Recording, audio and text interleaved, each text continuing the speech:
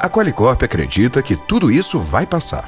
Mas enquanto não passa, investimos mais de 14 milhões para ajudar o Brasil a combater a pandemia. No Rio e em São Paulo, a Qualicorp se associou a grandes empresas para entregar 345 leitos ao sistema público de saúde. Milhares de vidas estão sendo salvas. Juntos, daremos a volta por cima.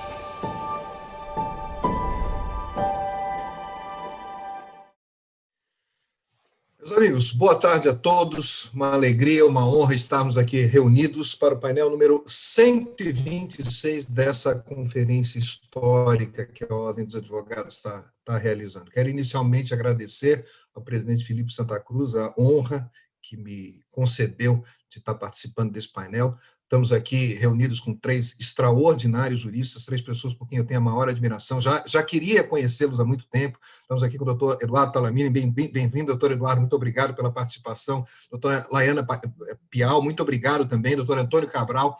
3 ícones que vão nos demonstrar a importância de um instituto processual novo, que tem crescido muito e que aponta, sem dúvida nenhuma, para o caminho do futuro.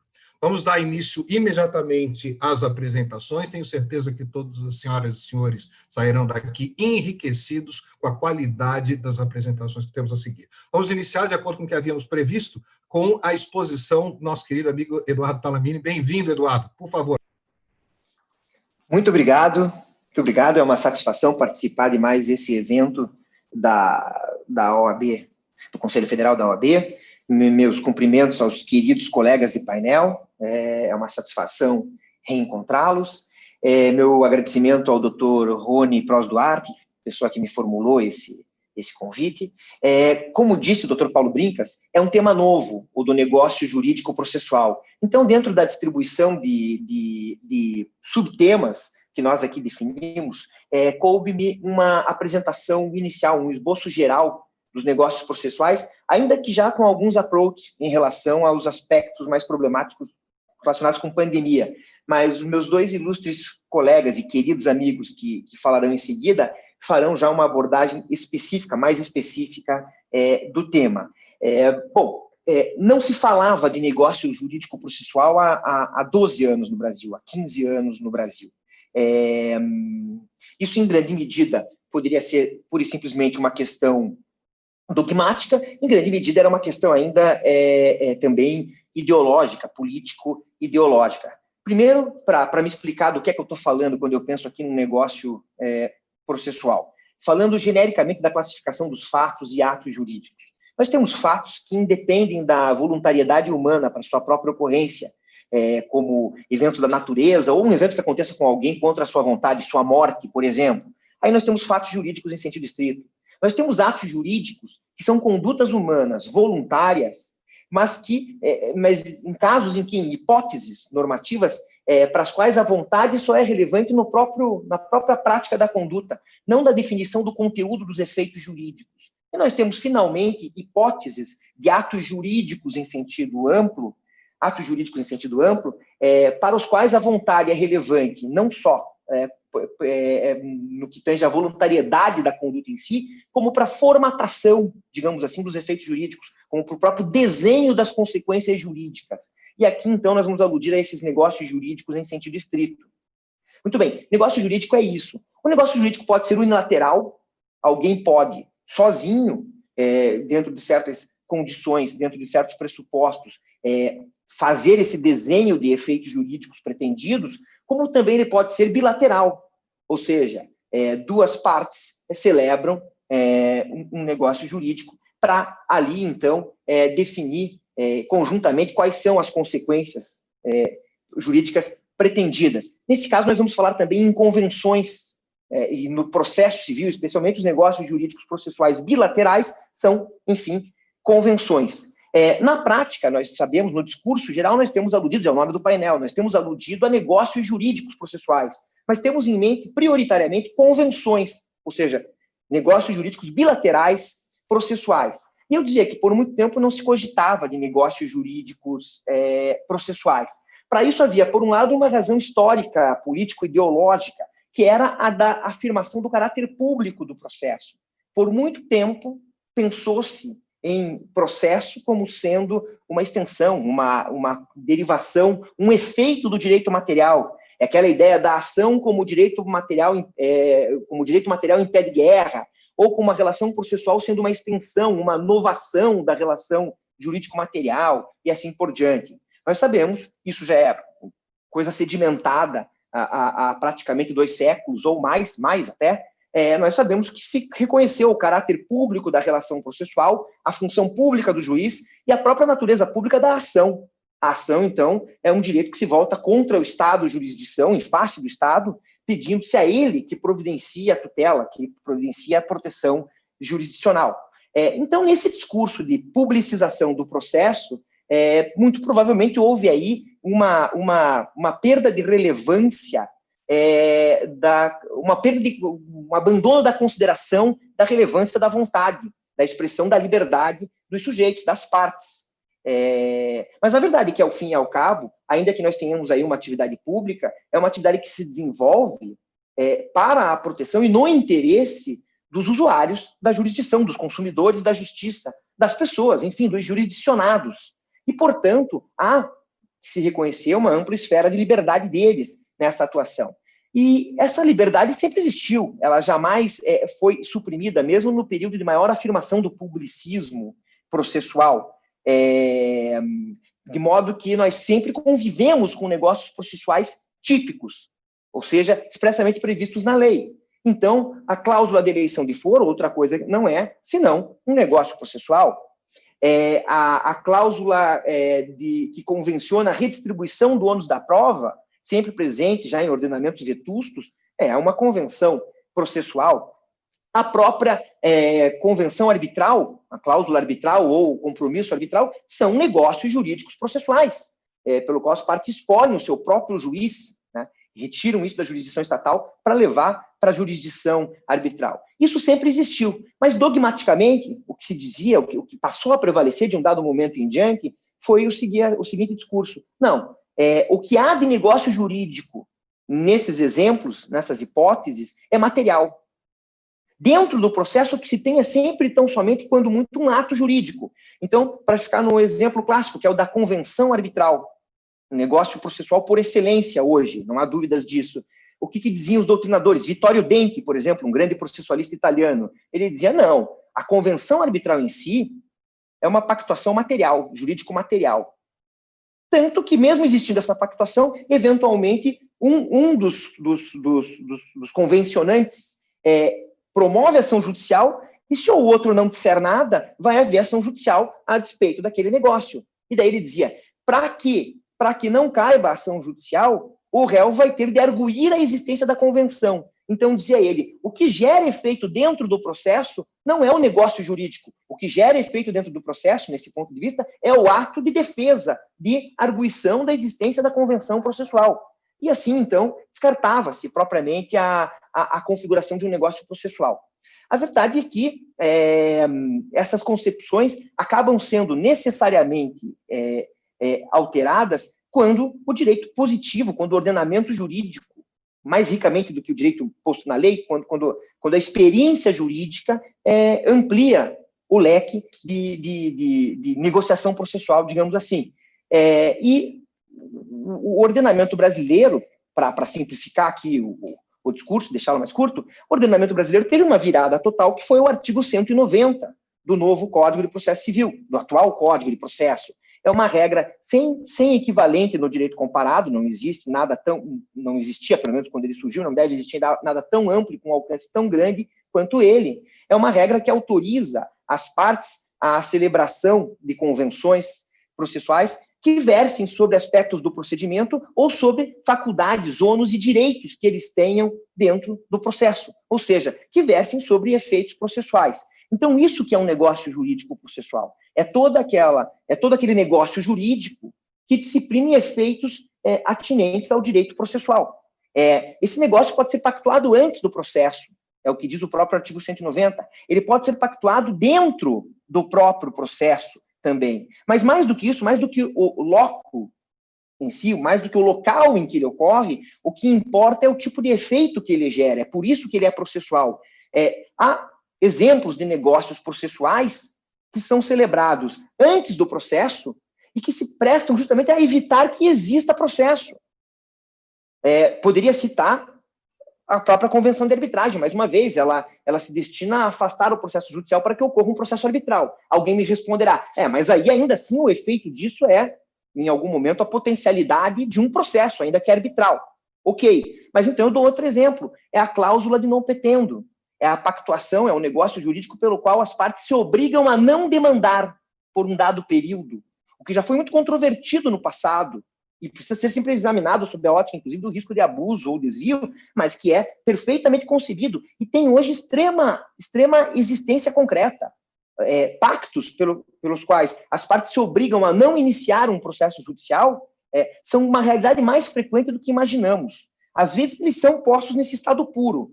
O professor Fred Didier contava, há algum tempo, relatava que num caso em que eu emiti um parecer até para o cliente dele, eles fizeram, num dado momento, um pacto que funcionou. Por 3 meses, ninguém pôde tomar nenhuma nova iniciativa judicial. Mas ele está também presente, por exemplo, na figura dos dispute boards. Tá? Não vou me estender aqui para tentar explicar o que é, e fica só a referência para aqueles que já lidam com isso. Quem tem muita vivência contratual atualmente tem lidado com dispute boards, pelo qual um comitê, ainda na fase de execução contratual, examina uma questão, dá uma solução provisória e as partes se obrigam a não impugnar aquela solução provisória na pendência da execução contratual. Isso fica postergado para um momento subsequente. Há toda uma discussão, inclusive, sobre uma série de aspectos relacionados com isso. Mas, enfim, isso é uma realidade. Tá? Eu ia comentar, enquanto nós conversávamos antes de começar, que os negócios processuais, a gente percebe que o Instituto está se tornando mesmo comum e usual quando a gente para de pensar nele como sendo aquilo. A gente não vira para ele e fala, ali está um negócio processual. Quando eles entram na vida da gente mesmo, a gente para de fazer tipologia. A gente não fica falando assim de contrato de compra e venda. A gente não fica falando sobre, os direitos reais estão aí, vieram para ficar, para se referir a uma propriedade ou uma hipoteca. A mesma coisa começa a acontecer com os negócios processuais.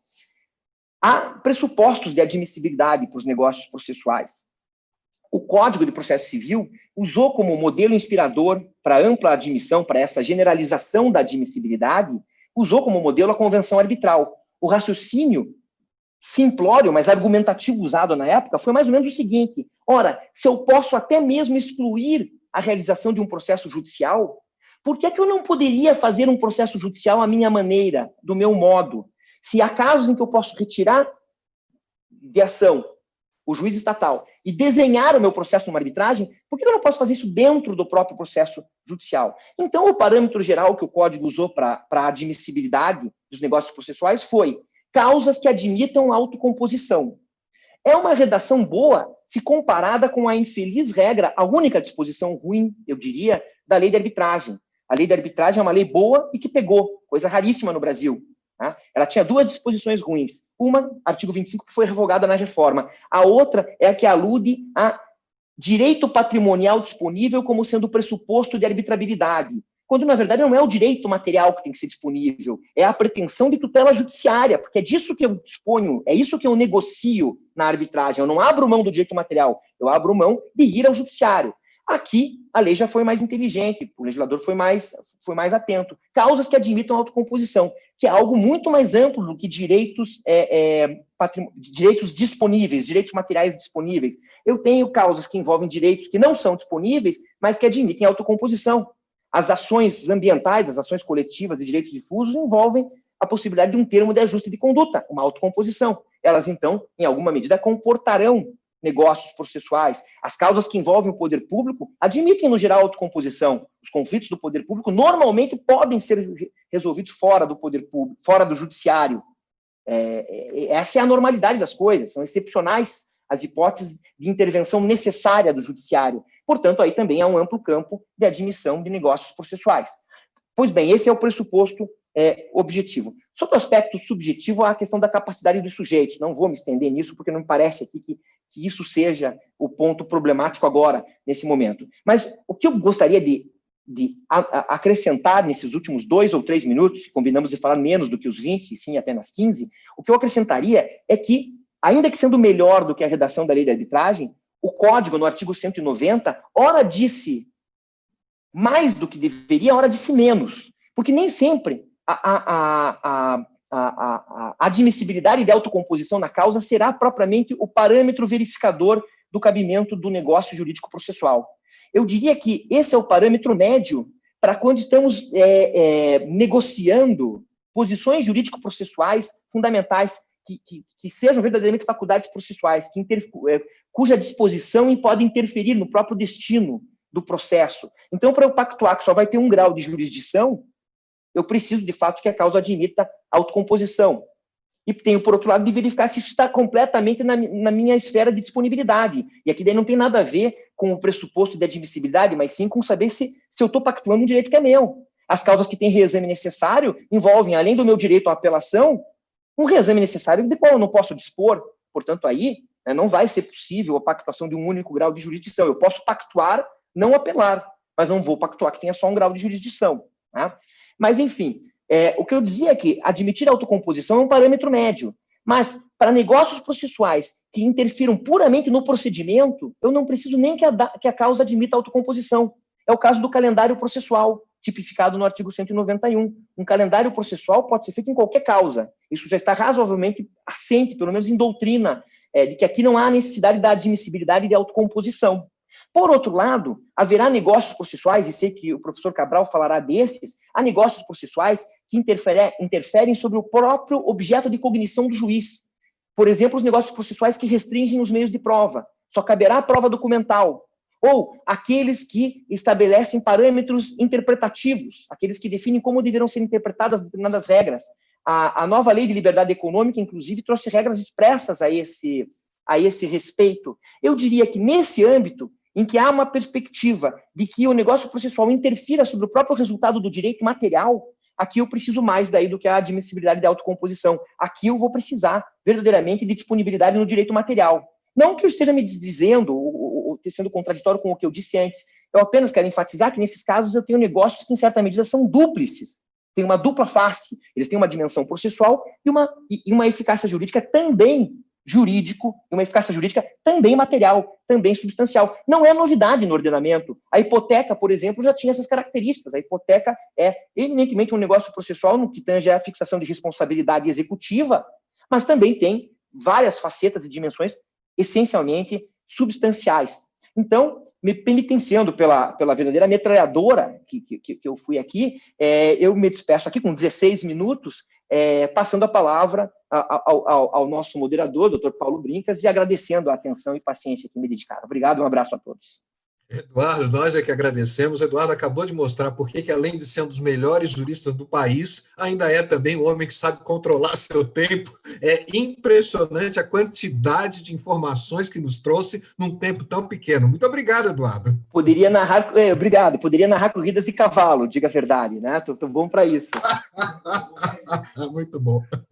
Muito obrigado, Eduardo. Estamos ávidos agora por ouvir a doutora Laiana. Dona Laiana, bem-vinda, prazer recebê-la aqui, a palavra é sua. Boa tarde a todas. Eu vou ser breve nos agradecimentos, mas eu realmente não poderia deixar de registrar a honra de participar de um evento como esse, né, dessa dimensão, com a estruturação que foi feita. O evento tem uma pluralidade muito rica, então eu estou extremamente feliz de estar participando. Agradeço ao Dr. Rony Duarte, que me encaminhou o convite também, e especialmente estando ao lado dessas três grandes referências, né? Dr. Paulo Brincas, professor Eduardo Talamini, professor Antônio Paz Cabral, figuras que, inclusive, me despertaram o interesse na advocacia pelos negócios jurídicos processuais. Então, eu estou extremamente feliz. Obrigada. E eu vou começar a minha exposição também trazendo uma obviedade, né? Eu não tenho nenhuma dúvida de que a pandemia ela é um fator multiplicador dos conflitos, não por nas mais diversas áreas, né? Na área criminal, na área civil, na área empresarial, enfim. Não por outra razão estamos todos nós, operadores do direito, políticos, outros tantos agentes, reunidos há alguns dias para discutir especificamente as repercussões jurídicas e sociais da pandemia. E aí, num contexto também exemplificativo da obviedade que eu estou falando, eu trago o cenário do próprio STF, onde já nos primeiros 40 dias de pandemia, o STF precisou enfrentar mais de 10 temas relacionados à pandemia. Então, se enfrentou a questão da lei de responsabilidade fiscal, da lotérica como sendo serviço essencial, a prorrogação da lei de acesso à informação, o reconhecimento da competência concorrente dos estados para a definição das medidas de restrição de locomoção, enfim. Então, é um cenário onde, sem dúvida alguma, o operador do direito ele vai estar aí na linha de frente desse processo de pacificação social. É um papel que é extremamente relevante e que é um papel de saída, de algum modo, da crise. Então, esse operador de direito, sem dúvida alguma, ele vai ser chamado para estar na linha de frente para a construção de soluções de saída de crise. Então, não só num primeiro momento, onde é preciso discutir medidas de continuidade de tramitação dos processos, é preciso discutir de que forma a gente consegue dar maior garantia, maior segurança em relação à utilização das ferramentas tecnológicas que permitem a continuidade dos processos, a inclusão de advogados desses mais diversos Brasis em relação a essa utilização de ferramentas, repensar a estruturação de garantias de crédito, enfim.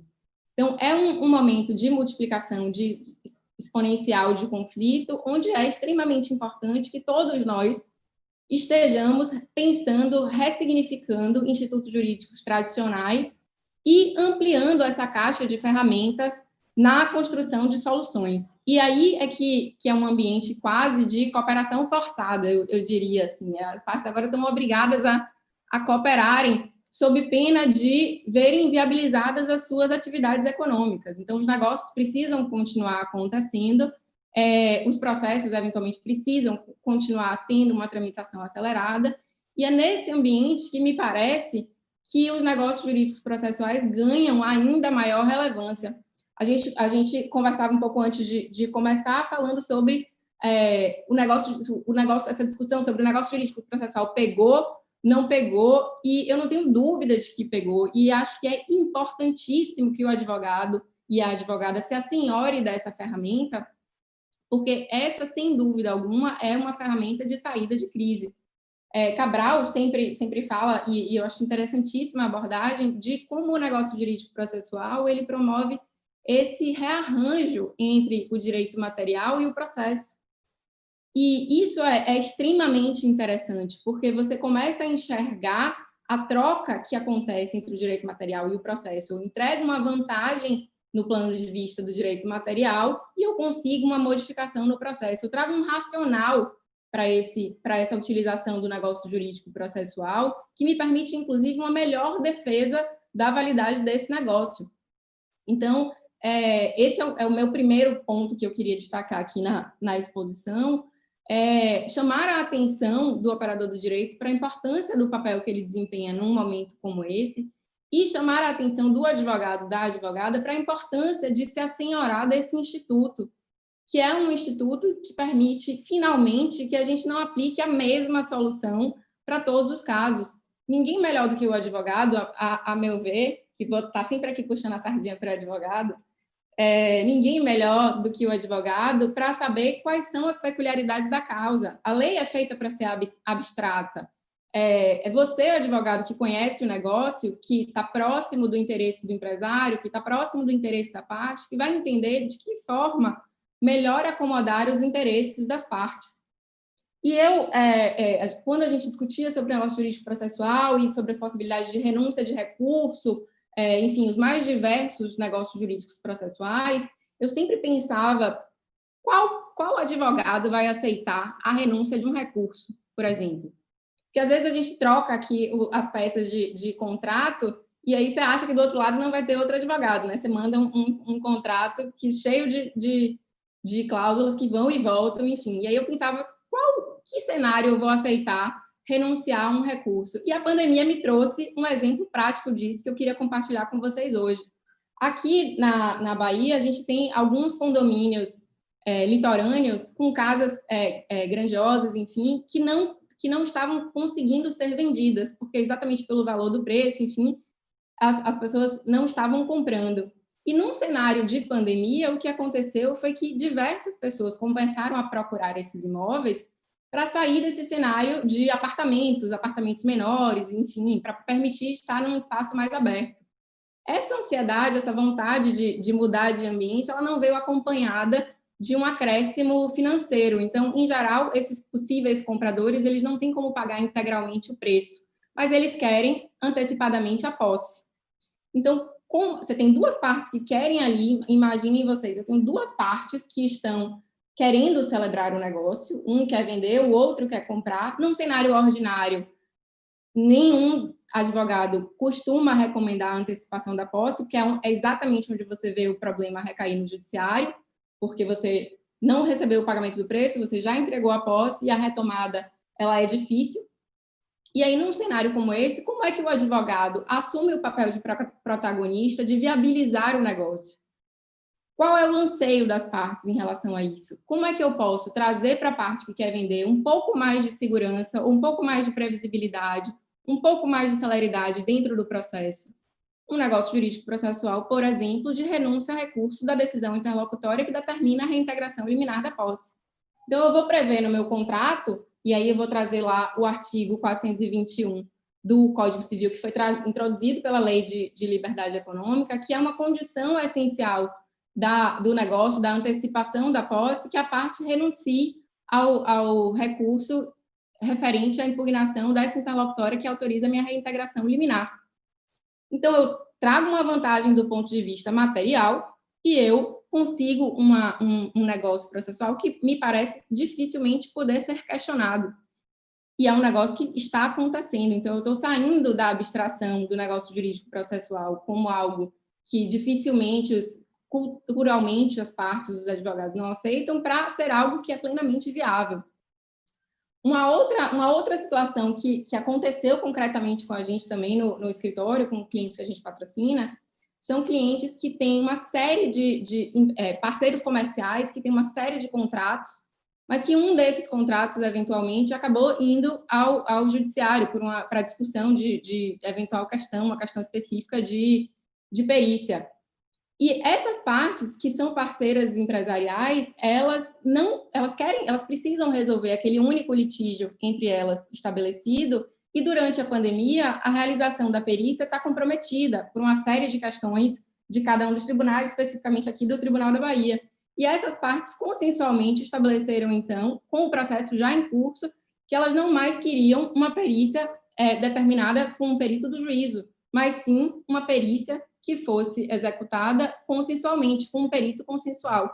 Então, isso está acontecendo. Essa é uma realidade e ela precisa ser percebida pelo advogado exatamente como eu também vou aqui fazer referência a Cabral, que me despertou para essa percepção, do diferencial do advogado quando ele se assenhora realmente dessa ferramenta. Então, quando ele consegue enxergar de que forma ele vai trabalhar com essa vantagem do direito material para permitir essa mudança no procedimento, ele traz para o seu cliente, traz para a parte uma vantagem muito interessante.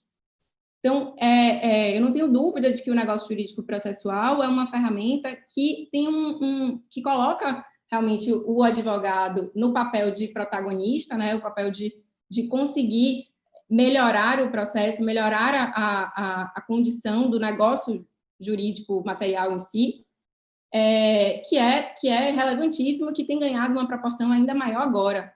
Ao lado desses dois cenários problemas que eu trouxe, tem um outro cenário que é interessante. A gente lidou há algum tempo atrás com as discussões sobre os atrasos na entrega da obra.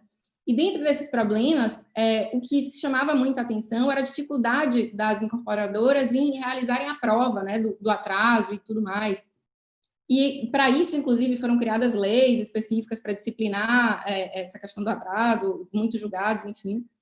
E agora, com a questão da pandemia, as obras tiveram um novo atraso. Diversas obras tiveram um novo atraso. Então, se começou a pensar, também a partir da Lei de Liberdade Econômica, que Talamini bem referiu na exposição anterior, sobre a possibilidade de lançar o diário de obra para o blockchain. Então, eu averbo os atos que acontecem no diário de obra e eu lanço para o comprador, para que ele identifique essas situações que estão lançadas no diário de obra e tenha um prazo específico para impugnar. E se ela não impugnar, eu considero que aquele fato que implicou o atraso está provado. Então, eu trago uma presunção, e aí eu até aproveito também para citar a dissertação de Lara Dourado, que é bastante interessante nesse aspecto da discussão das presunções da corrente de negócio, e com isso eu consigo dar uma maior segurança para essas situações fáticas e para a prova que venha a ser produzida num futuro processo. Então, esses cenários, ao lado disso, eu posso citar também aí uma série de possibilidades de eu conseguir conferir um desconto no preço, eventualmente, para uma compra e venda ou para qualquer que seja o outro negócio, e eu tenho uma vantagem de uma melhoria no processo executivo. Então, eu tenho formas de acessar mais fácil o patrimônio do devedor. Eu posso criar a possibilidade de utilizar as ferramentas, as medidas atípicas, não como um critério subsidiário, mas como uma medida que possa ser usada diretamente. Aí cito aqui também o artigo de Fred e Cabral, falando muito dessa questão da execução, enfim, que também é bastante interessante. Há ainda outros tantos negócios, eu posso, falando de comunicação, você prevê já nos novos contratos que estão sendo firmados agora, que a comunicação vai se dar por e-mail e que, passados 10 dias do envio dessa correspondência, esse ato se presume comprovada a citação, a comunicação, enfim. É riquíssima, o tema é riquíssimo, eu sou realmente uma entusiasta, já caminhando aqui para a conclusão e também não atrapalhando o tempo, eu queria trazer essa provocação para o advogado, para a advogada, para que, de fato, se assenhore disso, para que, de fato, busque a utilização dessa ferramenta, porque para mim, realmente, é uma ferramenta extremamente rica, que permite uma modificação extremamente interessante das relações jurídicas, e então são essas as minhas colocações, as minhas provocações. Eu agradeço muitíssimo também a paciência de vocês e, novamente, agradeço o convite. Ana, nós é que temos que agradecer, extraordinária a apresentação, os exemplos muito oportunos, tenho certeza que enriquecedores a todos os que estão nos ouvindo. Passamos agora a palavra ao doutor Antônio Cabral. Muito obrigado, Antônio, também pela tua participação aqui. Estamos ansiosos por ouvi-lo. Por favor, tenha a palavra. Olá a todas e todos. Eu queria agradecer ao nosso moderador, doutor Paulo Brincas, agradecer o convite da OAB nas pessoas do presidente Felipe Santa Cruz e do diretor da ESA, o doutor Rony Prost Duarte, saudar os colegas que compõem o painel, a doutora Laiana Piau, o amigo e professor Eduardo Talamini, todo o pessoal do staff aqui da OAB, da equipe técnica, que nos acompanharam aí na preparativo para esse maravilhoso congresso, com muita gentileza e competência, né? Queria dizer que eu concordo com todos os colegas em constatar que esse cenário de pandemia fez com que o tema dos negócios processuais voltasse com toda a força ou tivesse um reforço muito grande de preocupação de todo mundo, porque eu acho que as pessoas perceberam que há uma necessidade de cooperação para flexibilizar o procedimento, né? Diante de uma situação emergencial, havia uma necessidade de que as pessoas consensualmente indicassem os caminhos que os seus processos tinham que seguir, a fim de moldá-lo a uma necessidade atípica que a gente está vivendo nessa época. E eu queria aqui, para não me sobrepor às apresentações dos colegas, focar num aspecto da pandemia relacionado às convenções sobre o processo, né, os negócios sobre o processo, que é a possibilidade de sua extinção e modificação por um cenário também de emergência que a gente visualiza, né, especialmente nessa retomada da atividade econômica,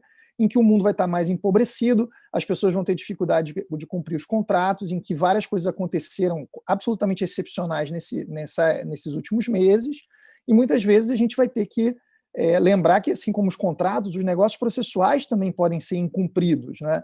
Então, como os contratos e os próprios negócios processuais incumpridos poderiam levar a uma reflexão nesse período de pós-pandemia, né? Então, eu queria começar dizendo que aqueles conceitos que a gente aprendeu na teoria geral do direito e na teoria geral dos contratos me parecem quase que totalmente aplicáveis aqui, com alguns poucos temperamentos, às convenções processuais. Então, a gente deve imaginar que, assim como se pode convencionar sobre o processo, é possível fazer um distrato a respeito do negócio processual. As partes, evidentemente, que assim como a convenção é bilateral, o distrato de um negócio processual bilateral também deve ser um encontro de vontades. E também é possível haver revogação dos negócios, né? A revogação, em regra, nas convenções processuais bilaterais, também deve ser bilateral. Agora, é possível que a própria convenção permita que uma das partes tenha o poder de unilateralmente revogar a convenção. Isso acontece com alguns tipos de contratos que são simultaneamente negócios processuais, que têm efeitos também no processo, como o contrato de mandato. O próprio contrato de mandato que outorga a um advogado, né, a possibilidade de atuar em um processo judicial é um contrato daqueles que pode ser revogado unilateralmente. Agora, uma questão que é interessante aqui no campo dos negócios processuais é se pode haver revogação tácita de um negócio processual. O Código de Processo Civil tem um artigo interessante, que é o artigo 337, parágrafo 6º, que diz que a não alegação da convenção da arbitragem até o prazo de resposta implicaria renúncia à convenção e aceitação da jurisdição estatal. E aí muita gente tem dito que a omissão em alegar equivaleria a uma revogação tácita da convenção de arbitragem, que é uma espécie de negócio processual. Aí eu não sei, eu fico me questionando se é possível chegar a essa interpretação. É claro que os atos omissivos eles têm que ser interpretados também, né? A conduta omissiva tem que ser interpretada. E a omissão, para ser um negócio jurídico que possa ser interpretado como uma renúncia àquela opção anteriormente formulada numa convenção processual, me parece que deve passar também por essa atividade hermenêutica. E aí a pergunta que eu acho que deve povoar a nossa análise é se aquele indivíduo tentou ou pensou em renunciar a toda aquela convenção e aceitar a jurisdição estatal em todas as suas dimensões ou para todos os outros casos. Imagine um foro de eleição, que como o colega Talamini falou, é algo muito conhecido e está em todos os contratos, né? Será que ao não alegar a incompetência relativa, porque a ação não foi ajuizada no foro de eleição e foi ajuizada em outro local, será que a parte está indicando que para todas as demais ações ajuizadas em decorrência daquele mesmo contrato, ela renunciou ao foro de eleição?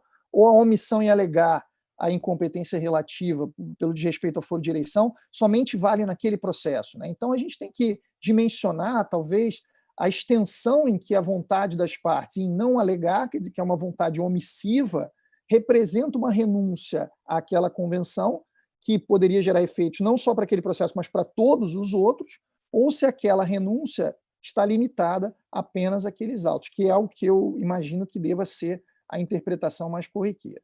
Um outro conceito interessante lá da teoria do direito, que também se aplica aqui, é o conceito de resolução. A resolução é aquela extinção do contrato que se dá por um evento superveniente que perturba o equilíbrio contratual e gera para uma das partes o direito de extinguir o vínculo. E a resolução pode ocorrer não apenas do incumprimento, mas também da inexecução fortuita do contrato. E aí ela se diferencia da rescisão, né? Porque na rescisão o defeito que o contrato pode conter é anterior à celebração, não é um evento superveniente, né? E aqui tem um exemplo de negócio processual, que é a colaboração premiada no processo penal, que tem uma espécie de rescisão que é exatamente essa, que é quando o colaborador premiado esconde fatos que ele já conhecia e esse conhecimento é anterior à celebração do contrato. Agora, a resolução, como eu falei, ela pode decorrer de um evento superveniente que gera um desequilíbrio na negociação. E esse é um cenário muito interessante da gente analisar na pandemia. E aqui me parece que todos aqueles conceitos e aquelas teorias que foram desenvolvidas no direito dos contratos, a aplicação da cláusula rebus sic stantibus, teoria da imprevisão, e a ideia de renegociação que está envolvida ao redor desses institutos, tem aplicabilidade para os negócios processuais. Então, vamos dar alguns exemplos para o pessoal que ainda não está muito afeto à prática dos negócios processuais entender onde eu quero chegar. Imaginem que as partes celebraram acordos processuais sobre o custo do processo, né, disciplinando, por exemplo, destinação das multas, ou limitações de valores das multas, ou que elas tenham estabelecido honorários do perito que foi escolhido por elas, Vejam que, nesses casos, os acordos processuais sobre os custos podem ser alterados se as condições financeiras dos sujeitos envolvidos se alterarem, né, o que é um cenário muito provável, inclusive, no pós-pandemia. Além disso, como o Eduardo Talamini e Laiana falaram, é possível que os negócios processuais tenham por objeto os meios de prova. Então, às vezes, as partes podem, por uma convenção processual, renunciar à prova testemunhal e à prova pericial, por exemplo, fazendo com que o seu processo seja exclusivamente documental. É uma espécie de mandado de segurança, né, criado por convenção processual.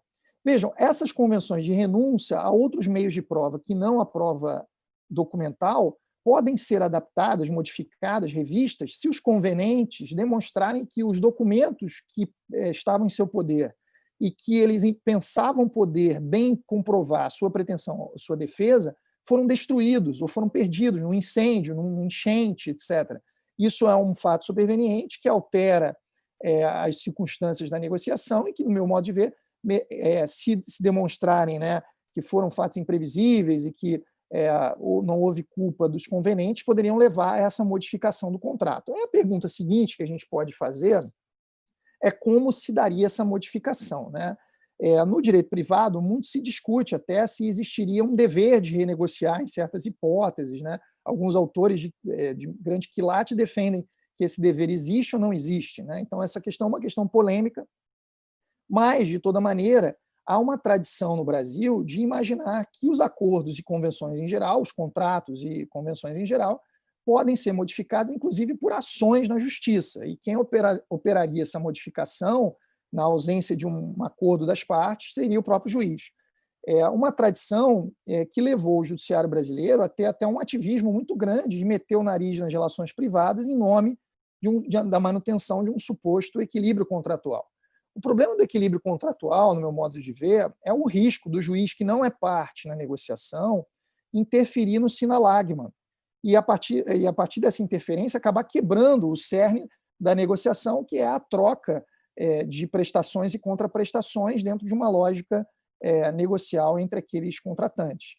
Um dado normativo que me parece relevante foi a introdução no direito brasileiro do artigo 421, parágrafo único, do Código Civil pela Lei de Liberdade Econômica, que hoje prevê que nas relações contratuais privadas prevalecerá um princípio de intervenção mínima do juiz e de excepcionalidade na revisão contratual.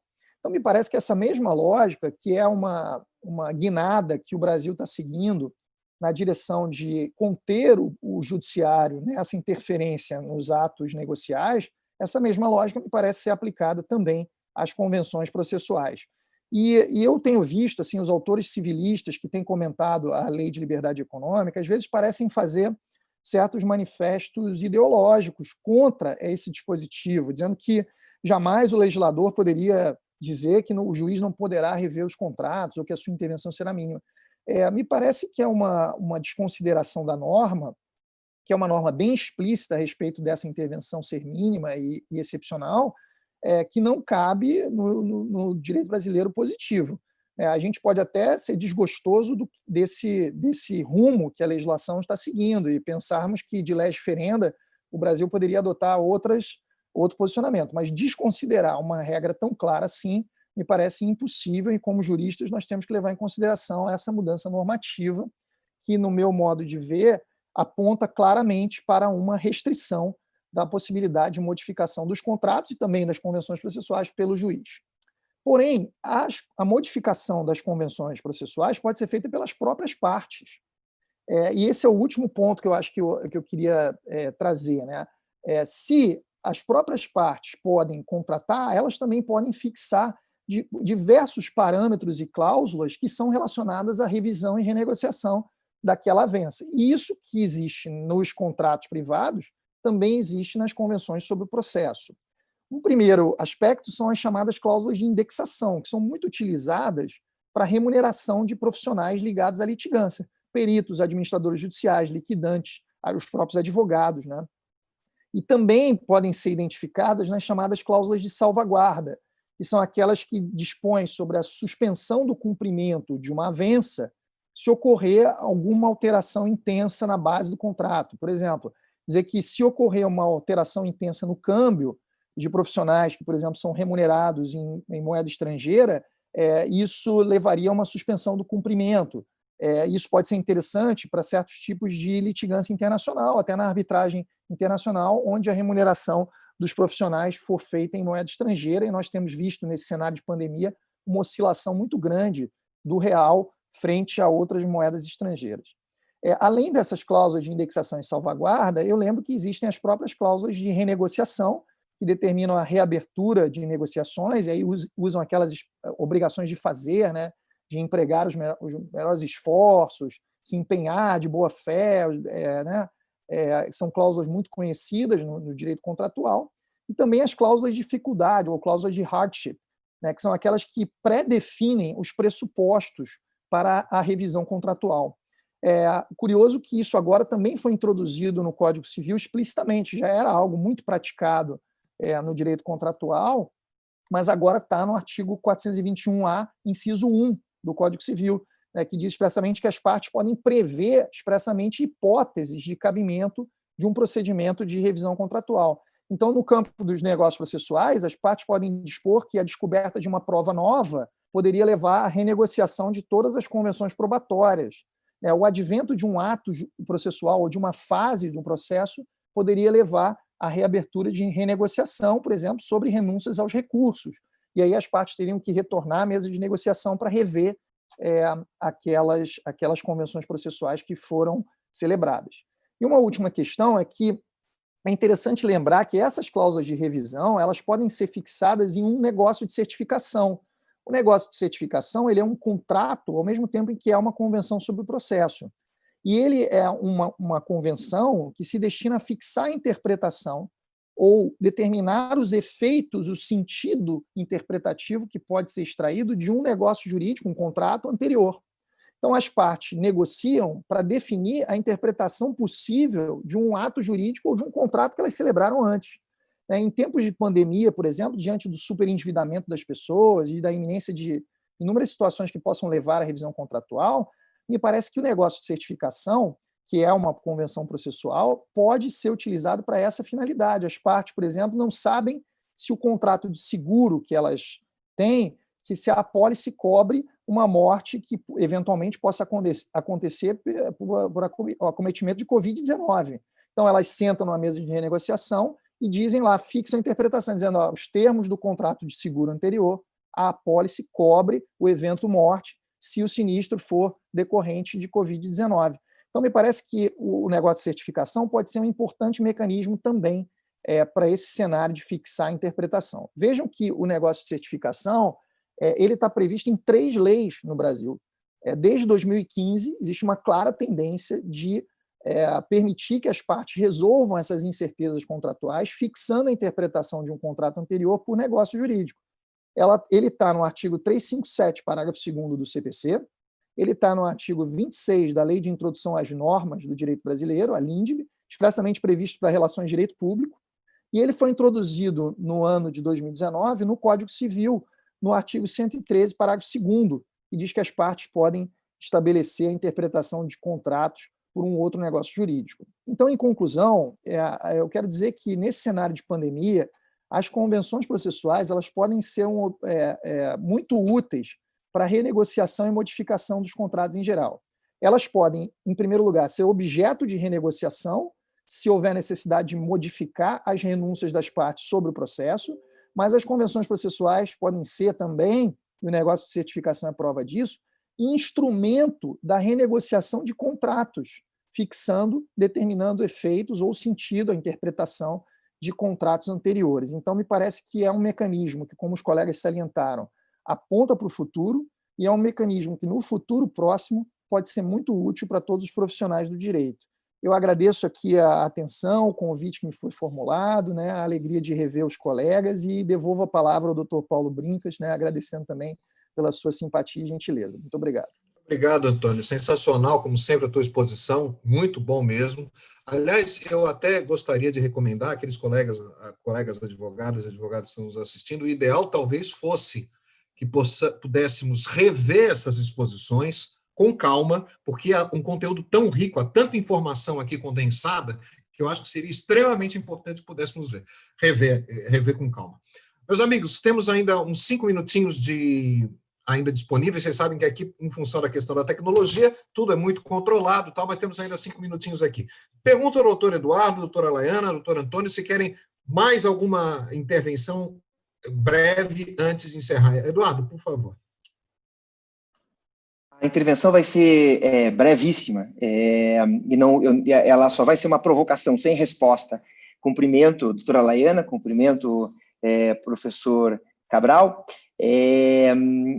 A exposição do Cabral me trouxe à lembrança um tema que eu sempre me programei de examinar em algum ensaio, em algum breve ensaio, que é mexendo com duas coisas queridinhas e muito especiais do novo código para os doutrinadores, que é a regra com o dever de cooperação e os negócios processuais.